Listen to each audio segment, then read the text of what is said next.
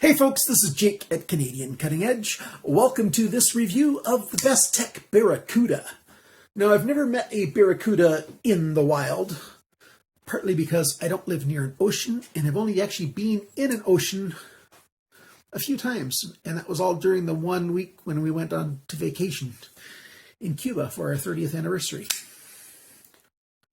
So I don't know what a Barracuda really looks like, but if it's dangerous, then yeah, this knife matches it.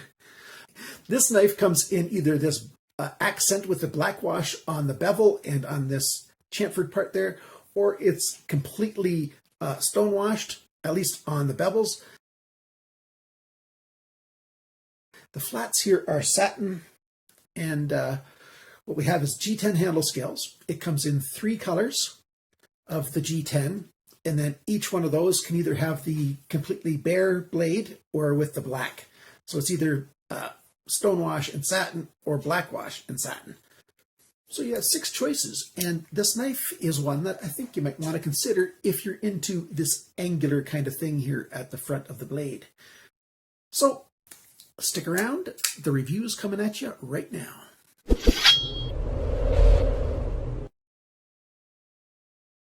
Well, there you go. Check this out. I think it's a good-looking knife. Some people are going to call this a Wharncliffe blade. Some people are going to call it a sheepsfoot blade.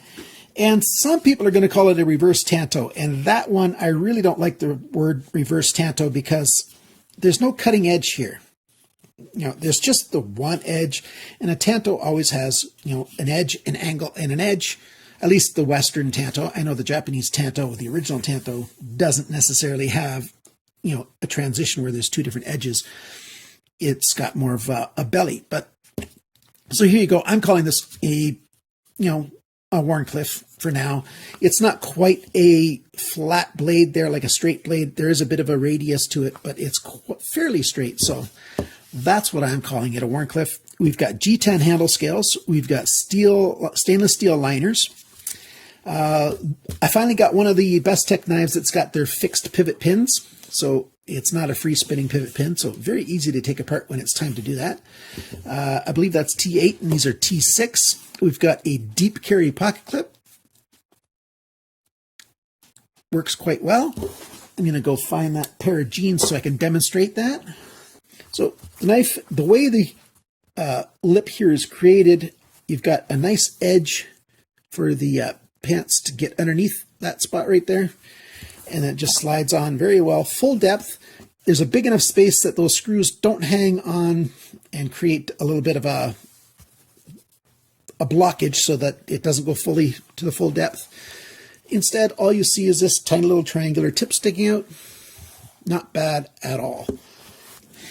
This is a flipper knife. So we've got a flipper tab right there. It's a somewhat unique flipper tab because we've got a little bit of jimping up there, and it's not designed to push sort of straight downish. The button mode, you basically can operate this thing by light switch mode, pulling straight back, and then the blade deploys in a hurry. Like, I mean, it just wants to get out there. We've got dual row ceramic ball bearings. Great action in there. And a ceramic detent ball as well. And the detent holds very well. It's a good detent indeed. I like it quite a lot. D2 steel for the blade. And there's the Bestech logo. That's all the writing that's on these knives. I really like that an awful lot. The handle scales have got this milling done in it. These multiple ridges. And they offer, you know, a good look visually, and they are very good for texture, for grip. My fingers here can grab on very tight. In fact, if I hold on extra tight, you know, my fingers getting pink and red there, and I open up, you can see little lines on my fingers there. Not painful at all. It's not really a hot spot. It's actually quite comfortable. And the pocket clip is only right-handed, but is quite comfortable in my left hand. And actually, I find the knife more comfortable in my left hand than I do in my right. And, you know, it's easy enough for lefties to operate once they get used to it. I don't mind it. Not a problem. We've got nicely chamfered edges on the G10 all the way around. The lanyard hole is in a pretty good placement, and it's a good size lanyard hole. I've been noticing lately a number of knife makers are making their lanyard holes smaller and smaller, and I say if you're going to make it super small, just get rid of it altogether. Because if I wanted to use a lanyard, if I wanted to put some paracord through there, I don't want it to be a pain to put in. And so I'm not really into that, but people who do like lanyards, I think they want good access to it. We've got a smaller backspacer there, 2 screws that hold the knife together, and the backspacer's got 3 little divots sort of in it. You can call those huge jimps if you want. But everything's nice and comfortable to the touch. The thumb rest area here has got some jimping on the liners, and it's got some jimping on the tang of the blade. Not so aggressive that it creates a hot spot at all, but it does give a little bit extra grippiness. One thing you're going to notice when I show you the internal pictures, and I'm going to take it apart and show you the pictures very soon, is that this captured stop pin, you can sort of see it right there, but the reason you can see it there, but you can't see it if you just look on the outside that easily, like, well, there you can see it. It's sort of a cross between a captured stop pin and an open stop pin. And they could have easily left the blade tang have enough steel to go all the way around it for it to be a captured stop pin, but instead they just took some of it off.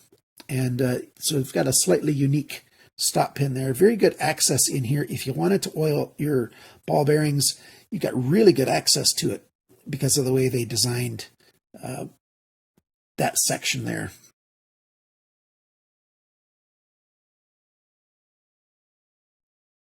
Now it's time for us to discuss all the dimensions and sizes for everything that we've got here. By the way, D2 steel usually has a Rockwell hardness of around 59-ish. Could be a little bit more, could be a little bit less. The weight of this knife is 133 grams, which is 4.65 ounces. The factory edge for the sharpness, I was surprised. I thought it was going to be quite a bit better than that. It's right around 200 in my testing of this one. And I've got some things to discuss about that edge. The cutting edge length is 7.65 centimeters to 3.01 inches.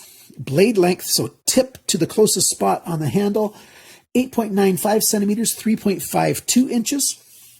The blade thickness, 3.45 millimeters, which is 0.136 inches. The blade depth right here, about an inch up from the end of the cutting edge, 2.62 centimeters, 1.03 inches. The thickness of the edge behind the grind right there is 0.39 millimeters, which is 0.0155 inches. Yes, this cutting edge is very, very thin behind the grind.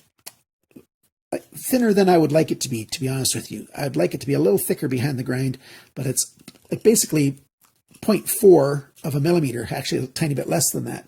So that's a little bit too thin. It's so thin that I could not get a super accurate reading on the grind angles, but I'll post the grind angles that I found that I got from my testing right here.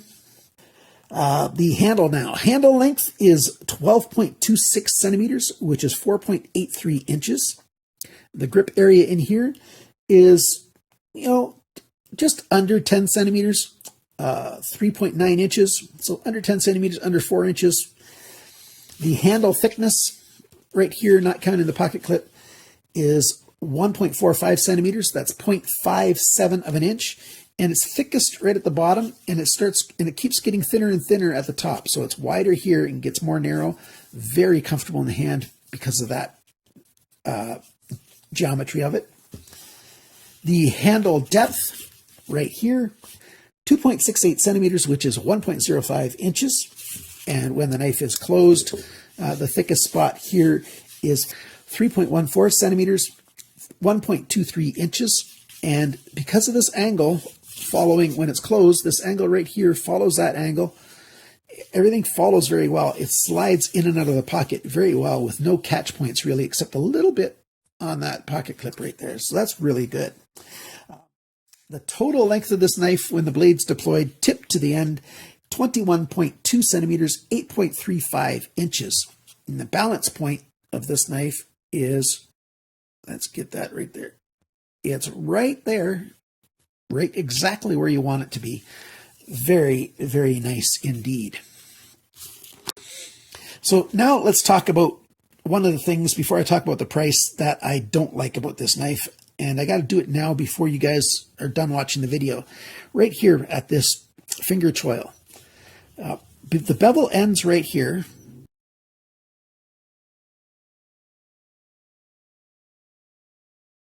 It's very thin there behind that choil. It's actually 0.6 of a millimeter. I've had a lot of knives that would sharpen with a thickness behind the grind of 0.6, and that's still pretty decent.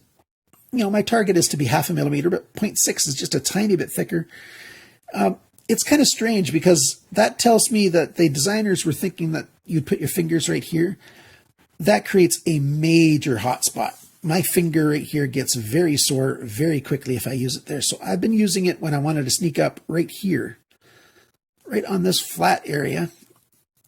And see, my index finger can fit in that choil then. And then this finger is very comfortable right there.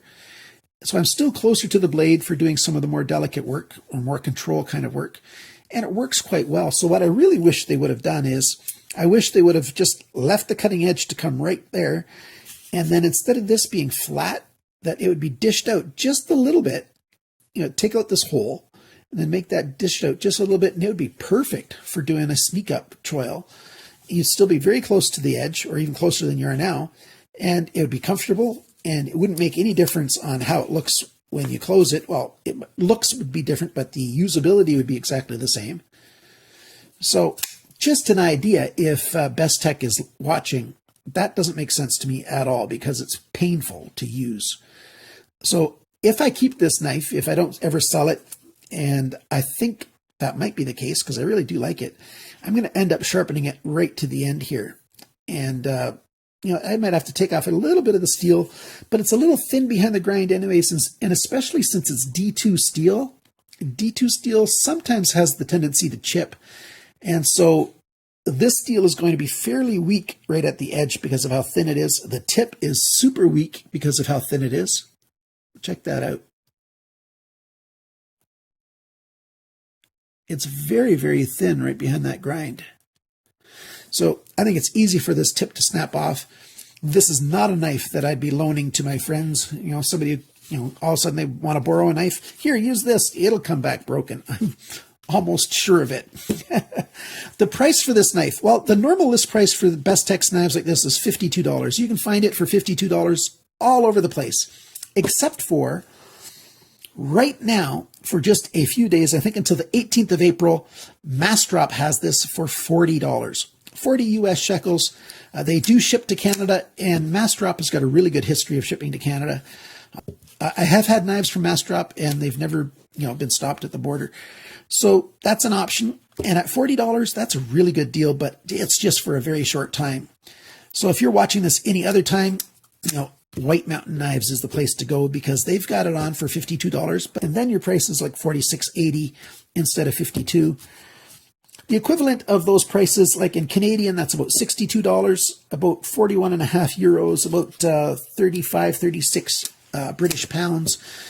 But I know in Europe the prices go up because you've got all kinds of taxes and other reasons for your prices being more for knives, unfortunately. But White Mountain Knives and Massdrop, I think, are the best places, best choices for finding this at a really good price. So what are the pros and cons for this thing? Design is a pro. I like the design of this knife. It looks really good. It's functional. So they've designed dual row ball bearings. Isn't that great? If I haven't shown the internals yet, take a look at this. It's just a very well-built mechanism at the pivot. I like it an awful lot. Even that locking mechanism, it's all, I mean, the stop pin mechanism, all that's done very well. The only thing I wish they would have done differently as far as the design of this goes is I wish they would have put holes here for a left-handed pocket clip. You know, that would have been a really nice touch. I hope Bestech starts doing more of that soon. I don't mind backspacers at all. There's just a little bit of skeletonizing done in there, but it's well within a good weight, and it's a really, really functional knife that way. What are some of the cons? I do have some more pros to go over, but what are some of the cons? Well, the cons for this, this forward choil, that's just somebody wasn't really thinking it through, or they didn't try it in their hand, testing with this here, because that's a painful forward choil. And if it wasn't meant to put your fingers there, then it's a big sharpener's choil that's wasting a lot of cutting edge capacity. So that's not a good idea. Not done that well. How thin it is behind the grind. I very seldom complain about it being too thin, but this is a little bit too thin behind the grind. But it'll wear, as we sharpen this knife, every time we sharpen it, or I sharpen it, it's going to get a little thicker behind the grind, because that's what flat grinds do. By the way, I call this a high saber instead of a full flat grind, but it's a high flat grind, which is what the saber grind is. The only other thing I've mentioned already for cons is, and it's part of this thinness, is a very weak tip to this blade. So be careful who you loan this knife to, and what you decide to cut with it and how. Some more of the pros. This choil here is awesome. It's nice and deep, very comfortable. The jimping that's on the lock arm to release it is beautiful, very well done indeed. I like that an awful lot. The thumb rest area here, very comfortable, good and grippy. I don't mind having light switch method only for the flipper tab. That's great. And the other main thing that I like about this is this work that they did on the G10, milling out the handles here. And, it's just very, very comfortable in hand. So that's what makes this thing a good choice for me to pull out of my pocket. I do have to wonder about the aggressiveness of the look of this knife. I don't think it's a good choice to carry very often in Canada because we can't carry knives for the purpose of self-defense. And this looks very weapony. So I carry this thing at home or, at friends and stuff like that. Thanks for watching, liking, sharing, commenting, and subscribing. And remember, guys, always cut towards your chum, not your thumb. It's almost all healed up already. Bye for now.